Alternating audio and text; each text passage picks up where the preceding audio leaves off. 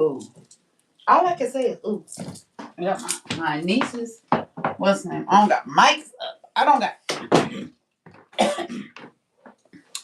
Hold on, people. Hold on. Hold on. Hold on. Hold on. Okay? Hold. Just hold on. I got. What the fuck is this? I don't even know what this is. I don't know what this is. I don't even know what kind of mail this is. I don't know what this is. I don't know what that is. I don't know what anything is. I'm gonna need y'all to hold on because Big Mama does not have a show for y'all.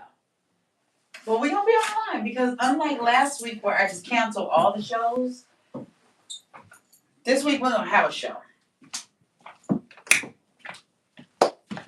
I was supposed to change for y'all because I had wasted so much coffee on myself. Big Mama decided that she was gonna have a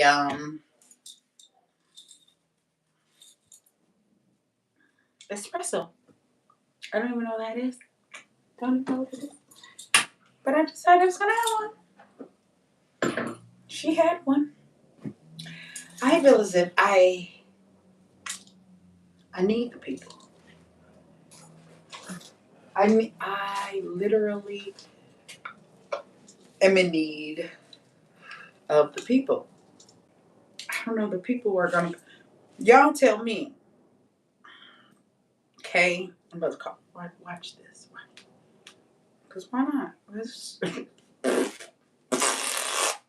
Why not? Let me see.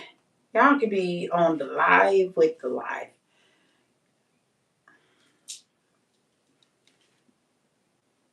See what a podcast is real life is like. In real life. I have coffee stains. I was going to change my clothes for you. Because why the fuck am I wearing a coffee stain dress? This is not what Big Mama does. But as I told y'all, this is one of them days. This is one of them days where when I told y'all my real life just, and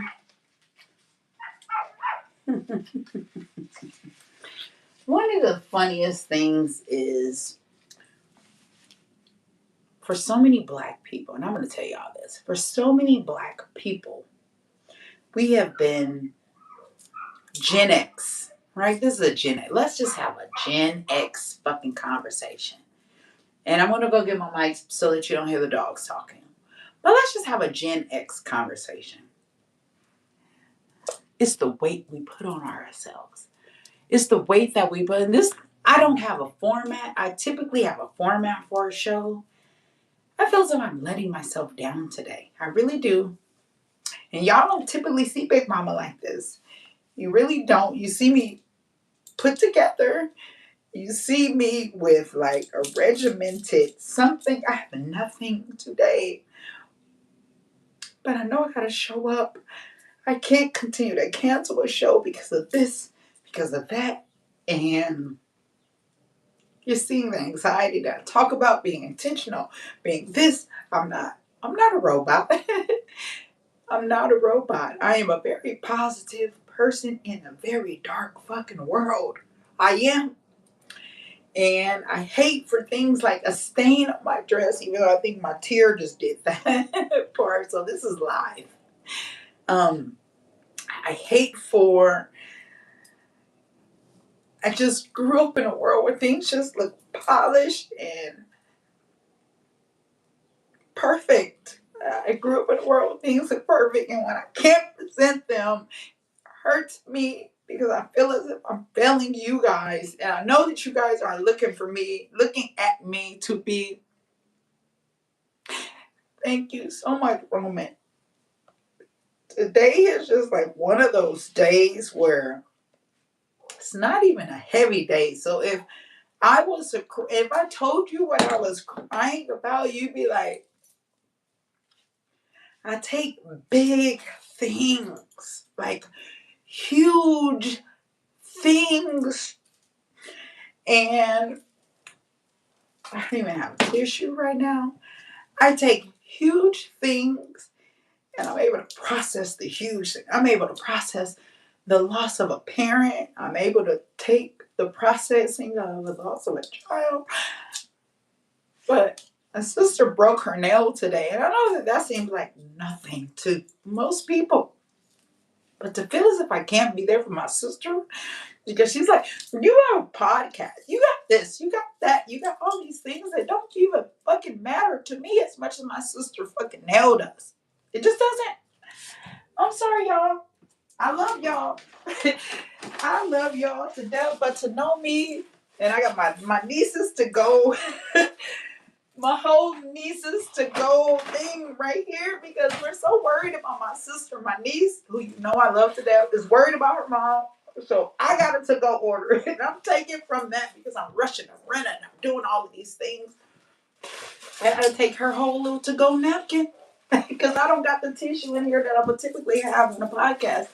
And they're like, don't you dare cancel your podcast over the fact that my sister is in ER over her broken nail. Well, when I tell you my sister's broken nail means more to me than a whole lot in life. I'm sorry. I'm just sorry that my sister who was always there for me, everything. She's like, and now with medical care, you can't be with your person when they're in the ER for anything because they like ain't no waiting room. You gotta go sit outside, stand outside, walk, pace, do whatever you gotta do because you ain't coming in this hospital.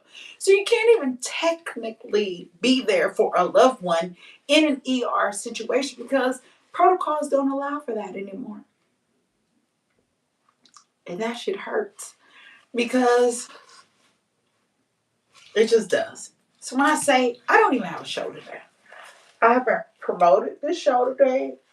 I don't expect that I will have much viewership or anything. I haven't fixed the set. I ain't did a damn thing for the show other than wanting to light my weed and smoke it right here in front of y'all. Real shit. I don't know if YouTube will cut me off forever. And I can't do that. But that's what I really want to do. But that's what's going on right now here in my life. And this is not my life, dot, dot, dot. After, this is Big Mama's Daily Digest, which is different from my life because they wanted the same, but the fuck different, okay? So allow Big Mama to woosah. Allow me to fucking stop. I don't have a focus. I don't have a theme. I don't have a nothing. I don't have. Only thing I have is me. Me. I'm just here, and I appreciate you for being here because all I got is me. I don't got nothing but this podcast. I don't got nothing. This is when you see people want to see somebody who is always so put together. You want to see a motherfucker who's put together with nothing that's put together. This is she. This is her. This is her to life. This is her right now when life is lifing. And life's for me. And there are so much bigger things. And I get that. I know because I am the example of what's left when life was so big, the balloon popped, all the confetti flew all over the place, and I'm just this one little piece of confetti that can look at the overarching piece, and then you get to see life through this one confetti piece. Because that's what my life dot dot dot after is and then you guys who follow me, who are my people, you're this one little piece of confetti. Don't think you're bigger than the program, because I ain't. I ain't, and you ain't either, okay? We are not bigger than the program. We are a small piece of confetti that looks at what blew up. So anybody who's a part of me and my life, dot, dot, dot, after, that's what we are. We are a part of a piece of confetti They had a gazillion confetti pieces, and you just landed at this one piece of confetti with me. We ain't bigger than the program. We just looking at the overarching thing of like, yeah, this shit's huge, you know? Um, that's where we landed. And you guys chose to be a part of me and my little cubic centimeter, 2 centimeter cubic piece of confetti. And we look at life through this lens of this little bitty piece of shard of confetti paper. Might be colorful, might not be. We don't know. And that's how I see myself, because I know I am not. I too am not bigger than the program. I am this little bitty piece that looks at the whole of all the shards of pieces and say, "Damn, I see the bigger picture." Some people think that they live as a piece of confetti, that they're bigger than the entire program. So today, in really having nothing but my heart on the string, because that's what you're seeing, is a dangling piece of confetti right now, and not knowing how to show up, not knowing where to show up, knowing that I needed to have my niece's monkey bread if I didn't have nothing the fuck else today. That is what I do have. Not having maybe the wherewithal, the affirmations, the manifestations, the guidance of life that I usually set forth for myself on a daily, because that's typically what I do. Not just for the show, but for myself as a person who is no longer gainfully employed, still wanting to have set out every single day intentional, because that's what we talk about for 2026 is living a life of intention, wanting a life of intention, not wanting to wake up any day, doesn't matter what time I wake up or what time I decided to chart a life for myself, or what time I decided to get dressed, do this, do that, or whatever all those things may be, wanting to have a path forward for what the day is supposed to entail. As I say, planning my work and working my plan. As I see, I dropped, and I hope, because this is how bad my life is right now. Clearly, when I came in, my earpiece was just on the floor. I hope y'all heard all of what I was talking about prior to me realizing that I knew that's what today looks like. Okay? That's what today looks like.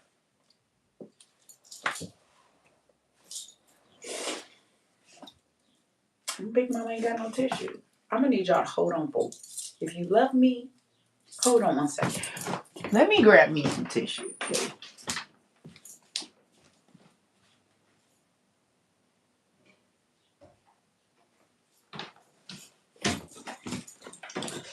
Cause yeah, y'all Big Mama needed a moment of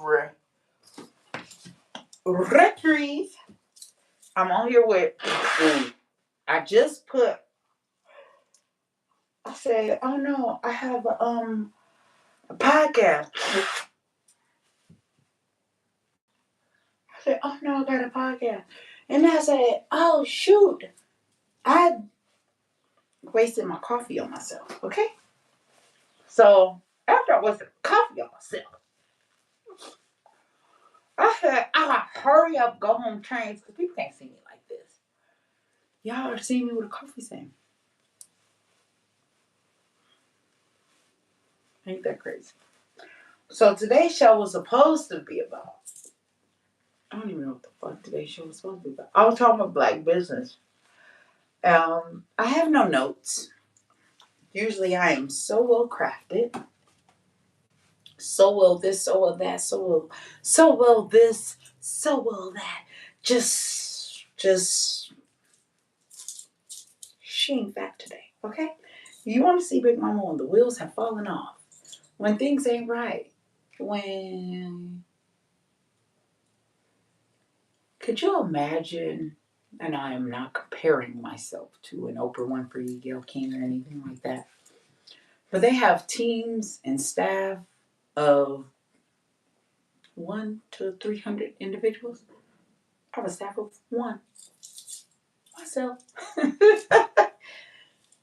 Can you imagine if no one showed up to Oprah's show that day? What would her hair look like? What would her face look like? Would she have the show notes? Would she have the talent on air ready to step onto the stage and talk about what it is that she decided that she wanted to talk about that day? Would she have this? Would she have that? Would she have this? Would she have that? The answer is no. Even Oprah would be confident and tell you, hell, fuck no. Like, it required a whole goddamn team of people to help me put on this show. And the fact that I put so much on myself, and I was talking about yesterday, how much we put on others for support. We're talking about the male loneliness epidemic, but even deeper than that, in some of the other shows that I talked about, how ingrained in us it is to feel as if we've done so much in ourselves to believe that we've done it all ourselves. You became the sensation yourself. You didn't. You are the face of the success. Your success is the face of those in which support you. So if I ever saw my face on a billboard, I don't think that I'd ever see my face. I believe I will see the face of the people who, so if I ever saw my face on a Hollywood billboard, real shit, I would look at me and I will want them to really, I would probably have my son do the depiction and makeup of, make that entire photograph a puzzle. Like, I would want the actual picture to be a puzzle made up and comprised of all of the people who have supported me. Help me get to be that face on the billboard that's sitting up there, because it ain't me. It's not me if I'm sitting here talking to my goddamn self. It's not me if there's not an ear to hear. It's not me if it's not an ear in my voice, or a voice in my ear telling me, you need to do this. How about change that? Do this here. Change that there. It would not be me on Hollywood billboard if it wasn't for all of y'all who love me. If it wasn't for all of y'all who supported me, if it wasn't for all of y'all who helped me bridge the gap between who I wanted to be and who I am. And I know so many people. I watched this documentary the other day. Was it last night? The night before. Called Quiet on the Set. It was called Quiet on the Set. And again, I still haven't even put my microphone on. I hope y'all can hear me. I apologize if I just don't even feel like fucking doing this shit. I don't feel like huh. Let's just call this a behind the scenes episode of Big Mama not wanting to put the fuck on. I don't feel like fucking putting on today. I don't feel like putting on mascara. I don't feel like putting on eye concealer. I don't feel like putting on a goddamn thing for y'all. I love y'all. Damn, I love y'all. Damn, but I don't feel like it. Real shit. I know for y'all, I don't gotta put this shit on. Roman, the K's, the mics, all y'all, I don't gotta put a goddamn thing on. Y'all gonna love me down. You love me down without an ounce of mascara, without putting on a goddamn eyebrow. Y'all love me without having to do any of those things, but it's still what one feels as if they have to do what I'm doing. And today is just one of those days. We talk about mental illness and you talk about your strong people. And today, this ain't even supposed to be the show. I didn't have it in me. After yesterday's show of the male loneliness epidemic, real shit, that shit took so much out of me. That show took so much to put together. It really fucking did. And being able to articulate it in a way in which I wanted men to feel open enough and to feel safe enough to express it through their commenting and something that someone wouldn't just attack them. I don't ever want anyone to feel attacked by my content. Attack me, but don't attack anyone else by the way in which they feel, because you can always put it on me and I'll accept it. I'll take it. I don't want anyone to ever feel as if I was vulnerable enough to put in a comment. This is what I'm feeling, and someone else attack them from it, because your big mama is going to hug you and love you through it. I would never attack anybody for how they freaking feel, even if it's contrary to my own feelings, because I seek to understand you. I really do. The way in which you feel comes from a place. It comes from a deep place. No one ever feels so convicted in their feeling without it coming or stemming from some place that really, really impacts their particular life. And I never want to cultivate a space that is not safe. So when I tell y'all yesterday, and I made light of it today in my story, like I was fighting for my life in the comments because I knew men would attack me. I knew that they would. I knew that they would. The moment that the reel went up, and I said that this is where the conversation is going tonight. And the reason why I framed it as it's a barbershop conversation, because in a barbershop, traditional black barbershop, men have a place in a safe space to say the most outlandish things, even if it lands on ears that's like, oh, eyebrow raise, an ear raise, and all of these things. That is a hard place for African American. It's a hard place for our black people. It is a very difficult place for them to land in a space that feels safe. Black men don't feel as if they have any, and I don't want to speak for black men. So I'm very careful with the way in which I think, talk, all these things. Black men, from my gathering, I have 5 black brothers. I grew up with a black father. I have many pseudo brothers. They all feel very safe with me. But I know that that's not normal. I know that many African American, black, however you decide to consider yourself, black women ain't. They don't feel as if we're a safe place. They don't feel as if we foster a safe space. What I know is I've always been that for them. And in creating this platform, being very mindful of my word choice, being very cognizant of the way in which I dispel information, and wanting to articulate my love for black men, it's hurtful to feel as if anybody doesn't feel as if it's safe in the big mama sphere to be able to articulate what it is that they feel, because I don't allow for bullying. I got kicked out of a very prestigious school because I was anti-bullying. I was the anti-bullier. Check out St. Mary's Academy in Inglewood, California, Los Angeles, or Inglewood, California. I got kicked out of St. Mary's because I went against the bully. I don't fucking stand for bullying.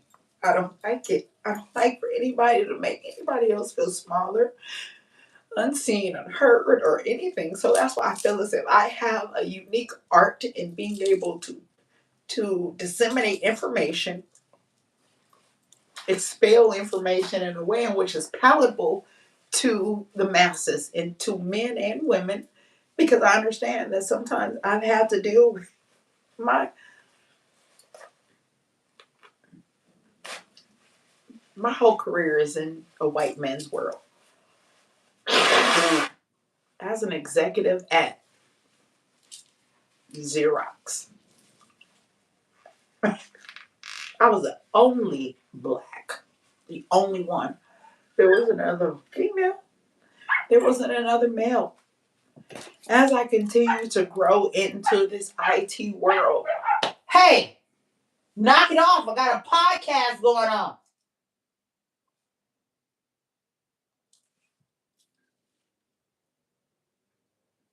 In this world in which I lived in, and having all clients, I have yet to sell to a client where there was a black person there, where I was able to articulate a story of business, a business case. Every business case I had to present had to be factual. It had to present numbers behind it. So when I go off about 10 cents, understand these companies will go off over a fraction of a penny. So me going off over 10 cents is because of the prowess in which I have been scrutinized to go off to bat for these large corporations over the fractions of 0.003. These are the numbers that I've dealt with my entire life. 0.003. I've gone with state, city, county bids where I've lost $1 million deals, a fraction of a fucking penny. So when you tell me to pay 10 cents for a goddamn bag that you should have gave me on the jump, I got a problem. I'm in this business world. You can't out business a business motherfucking woman. I'm a business man. And I understand that people don't understand that. I get that people don't understand me, but I employed them to take on to my life after, because as we move, grow, you'll understand where all of this comes from. It comes from education. It doesn't come from, I just feel a certain fucking way. Nothing is about, and I'm a Cancer. But as I told y'all when I started this whole thing, if you watch show one, we can deal in a number of things. We can deal in emotion. I'll deal in emotion all day. I'm a Cancer. But my life is dealing in fucking facts and figures. I didn't get this far in dealing in delusion. I'm delusional. I'm very delusional in my day to day. I am. I am. Delusion don't pay bills. Delusion don't give me a check. Delusion don't pay my 401k. Delusion ain't paying for my life insurance policies. Delusion ain't helping me buy none of what you see of Big Mama. It just doesn't. Sometimes we gotta fucking deal in fact. And that is the numerics of it all. And the numerics of it all, these big ass companies pay Joe Big Mama to help these companies consult on how to be better businesses. And I play around. I can be scantily clad. I can take pictures in string bikinis. But that is not going to take away from what the fuck God gave me the fuck up here. And I play dumb. I play silly. I play a whole lot of things. But you ain't going to take it away from what the fuck God put up in my head. Thank you, Roman. Thank you so much. I love you so fucking much. Because today is a heavy fucking day. And I get on these internets. I get to be fun. I get to be silly. I get to be what I choose to be. Right? But I never hide you guys from what is my reality. And oftentimes people don't want to see it. They see Big Mom as this and that. And you probably scroll real fast past if I'm talking about something deep. It's still the totality of the person. You know? It still is the who of what I am. And like I say, people always say the very first thing when people meet you, they're like, oh, what do you do for a living? And I posted this post today about the guy who he is so funny to me. He reminds me of Sprinkle Sprinkle Shira 7. He reminds me of the chick who is like she's just so nonchalant, just roll, whatever. He is the guy version of that, where men just like, I see all of this. What do you do for a living? None of your motherfucking business. I'm a charity case. Do you still want to date me? I am her. Inside of here, this is who I am. This is who I am, not what I am. You want to know what I am? What I am could be a soapbox that we paint. We can paint it. We can put photos. We can go to Michael's Arts and Crafts. We can put pictures. We can make it look good. We can dress that shit the fuck up. That's what you can do with what a person is. Who a person is ain't got there's no dressing to it. There's no dressing. It just is who a person is. There's no dressing to it. And it's funny because nothing's really that heavy today. But when I set this day out and I said, oh, I got a show today, I don't know what to talk about. I'm just going to go with putting so much. And I think it's sometimes it's what we put on ourselves, right? And then my day is just totally changed around. My sister calls me, and the minute I open her what's it called on iOS, FaceTime, I see my sister's face, the strongest person that one of the strongest people I've ever known. I can see it in her eyes. She hurt her nail. Okay, my sister is a pain tolerant. She's all these things, and I'm just like, I'm gonna drop the world. My sister hurt her fucking nail. I am on my way. She's like, I see where you are based off of your stories, and I'm at the urgent care 2 doors down. She was literally 2 doors down. And they're like, well, there's nothing we can do for you. And so she comes into where I'm located. She's like, and I told her the procedure because her niece had to go through the exact same thing. I was like, they're gonna take you to the ER. They're gonna do this. They're gonna do that. Sadly, your big mama done went through so many things. Yet a procedure. I don't give a hell what it is. There is nothing in my life, which is why I tell y'all how I got the name Big Mama is just like we laugh at it, but in every fucking alphabet of the word BIGMOMMA, when I tell you what those alphabets really are indicative of. You see me on the beaches, you see me in bikinis, you see me here, you see me there, you see me doing all these things in front of the camera with a smile.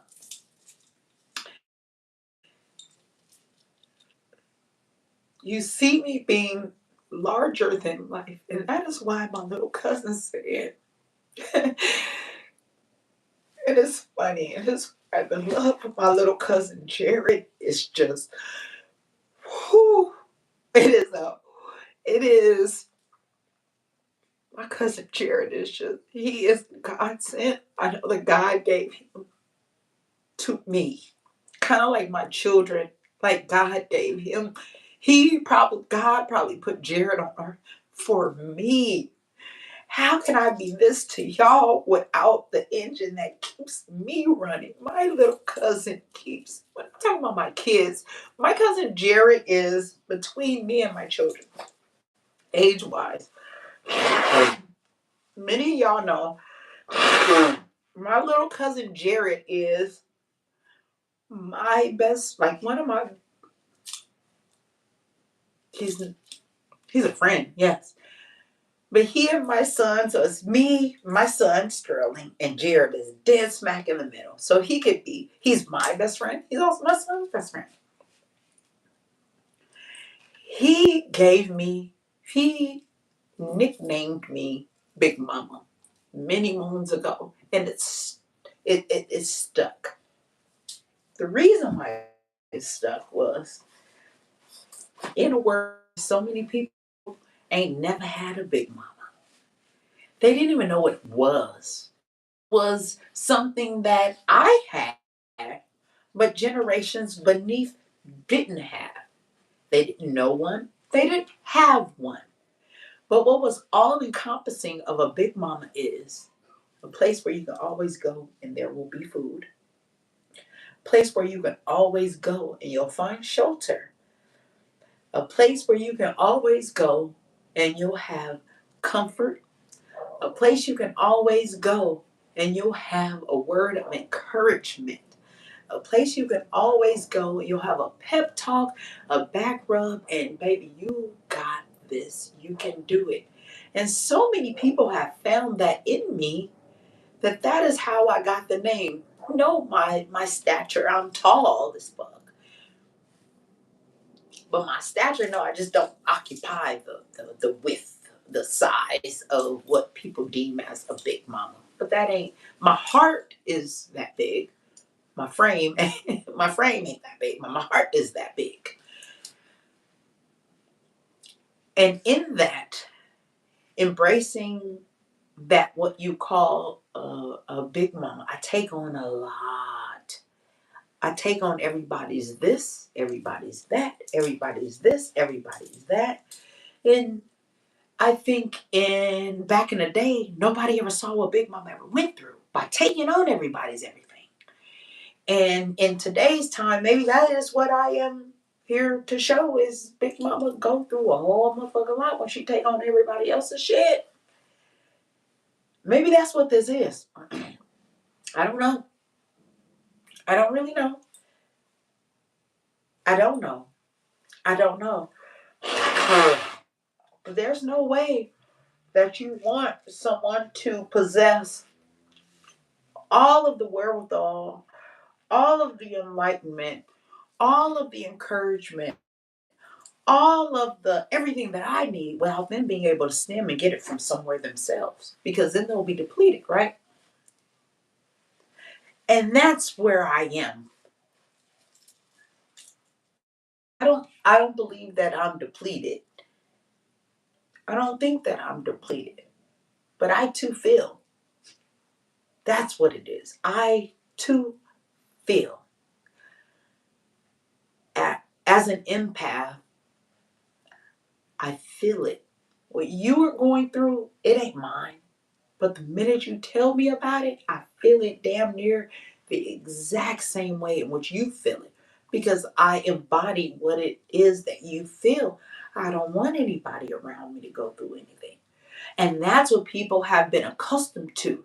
They come to Big Mama, I dump it on her, everything gonna be all right. Now I'm fine because I gave it to Big Mama, and I know that even though I went on about my life, when I call her back, she got all the numbers, the names, the resources, the this, the that, and then I come back and then Big Mama then already worked it out for me. But Big Mama ain't got that for herself. That be the problem. And it's not even a problem because I'm not even asking anybody to be that for me.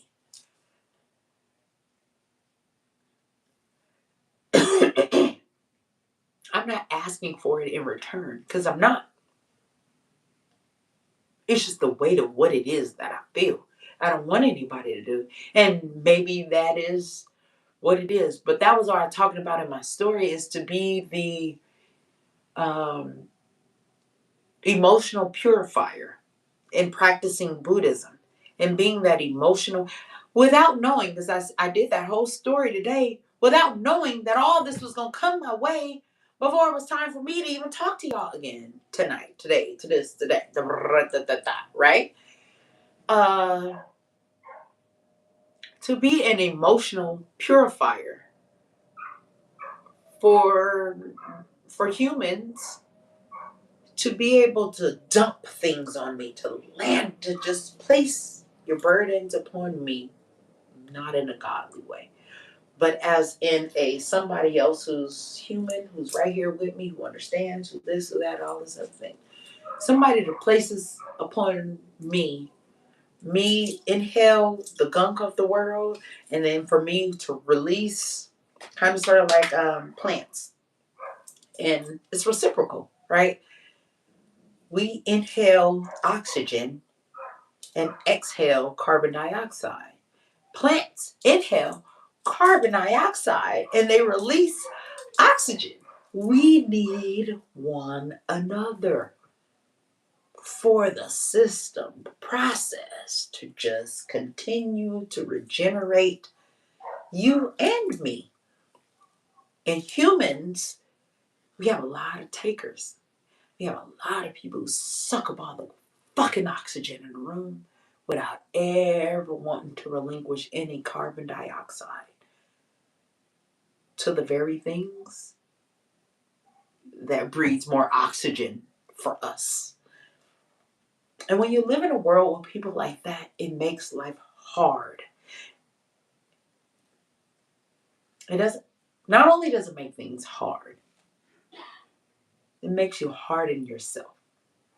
So for all of us with those soft spots inside of us, I say do not harden yourself. It was a lesson my sister taught my niece early on. I always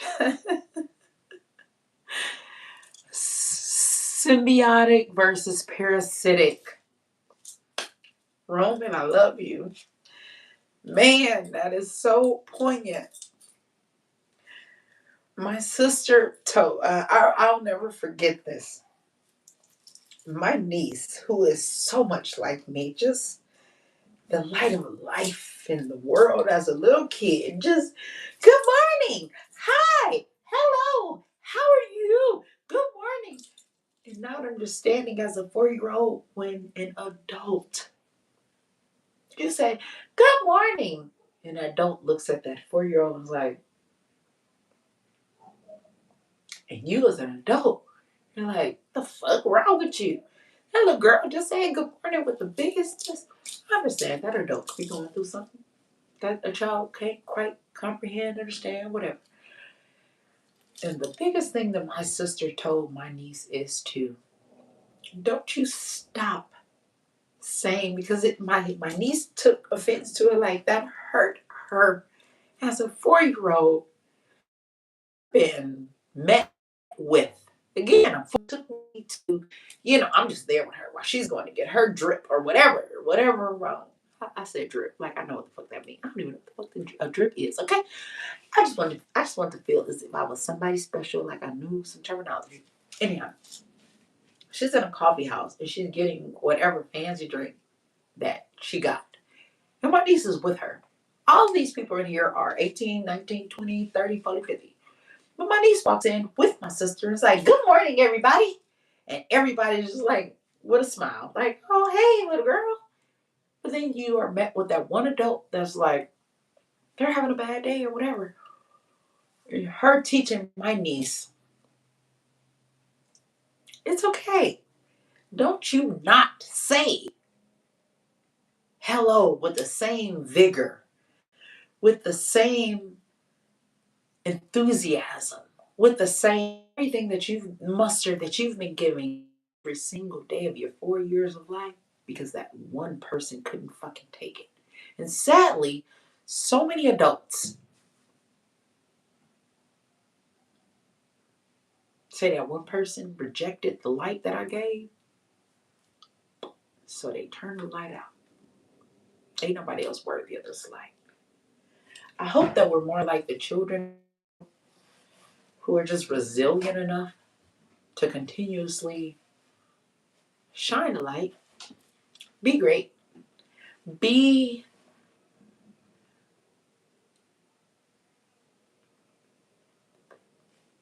be miraculous enough to place that one sunflower on the lap of a person who may have needed it the most, even in lieu of them knowing that they needed it. They may not have received it in our presence. Maybe they went to the car and were like, wow, that little girl actually brightened my day